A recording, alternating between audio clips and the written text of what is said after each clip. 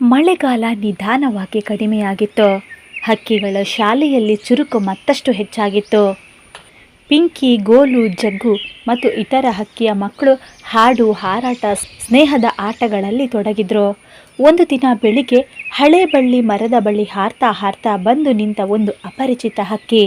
ಅದು ಮಾತನಾಡ್ತಾ ಇರಲಿಲ್ಲ. ನಿದ್ದೆ ಇಲ್ಲದ ಕಣ್ಣುಗಳು, ಕೊಂಚ ರಕ್ತಹೀನವಾದ ರೆಕ್ಕೆ ಮತ್ತು ಅತ್ಯಂತ ಆರೈಕೆಗೂ ಪಾತ್ರವಾದ ನೋಟ.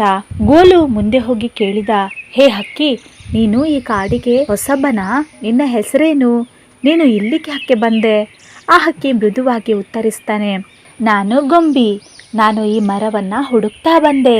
ಇದು ನನ್ನ ತಾಯಿಯ ಕೊನೆಯ ನೆನಪಿನ ಸ್ಥಳ. ಎಲ್ಲರೂ ಆಶ್ಚರ್ಯಚಕಿತರಾಗ್ತಾರೆ. ಮೈನಾ ಕಾಗೆ ಹತ್ತಿರ ಬಂದು ಕೇಳಿದ್ರು, ನಿನ್ನ ತಾಯಿ ಅಲ್ಲಿ ಯಾವಾಗಿದ್ಲು ಗೊಂಬಿ? ಗೊಂಬಿ ಕಣ್ಣೀರಿನಿಂದ ಹೇಳಿದ, ಅವರು ವರ್ಷಗಳ ಹಿಂದೆ ಈ ಮರದ ಬದಿಯಲ್ಲಿ ಒಂದು ಗೂಡಿನಲ್ಲಿ ನನ್ನನ್ನು ಇಟ್ಟು ಹೋಗಿದ್ರು. ಮಳೆ ಬಂದು ನಮ್ಮ ಗೂಡು ಕೊಚ್ಚಿ ಹೋಗಿದ್ದು ಅವರು ಕಾಣೆಯಾಗಿದ್ರು. ಅವರು ಪ್ರತಿದಿನ ಬಂದು ಕಾಯ್ತಾ ಇದ್ರು ಎಂದು ನಾನಾ ಹಕ್ಕಿಗಳಿಂದ ಕೇಳಿದ್ದೆ. ಆದರೆ ನಾನು ಮರಳಿ ಬಾರದವನು. ಈ ಮಾತು ಕೇಳಿ ಪಿಂಕಿ ಮತ್ತೆ ಜಗ್ಗು ತಮ್ಮ ಹಳೆಯ ದಿನದ ನೆನಪಿಗೆ ಹೋದ್ರು.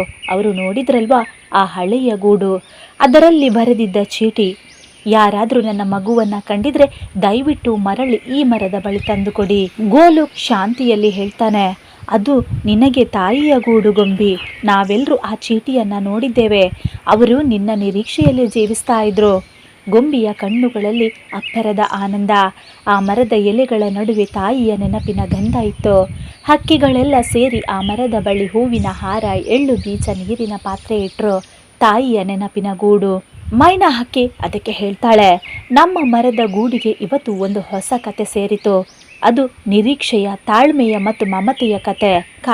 ಕಾಲು ಹೇಳ್ತಾನೆ, ನಾವೆಲ್ಲರೂ ಒಂದೇ ಕುಟುಂಬ, ತಾಯಿಯ ಮಮತೆಯ ಛಾಯೆಯಲ್ಲಿ ಬೆಳೆದವರು. ಈ ಕಥೆಯ ನೀತಿ, ತಾಯಿಯ ಪ್ರೀತಿಗೆ ಗಡಿ ಇಲ್ಲ. ಮರವಾದ್ರೂ ಕಾಯುತ್ತೆ, ಗೂಡಾದ್ರೂ ನೆನೆಸುತ್ತೆ.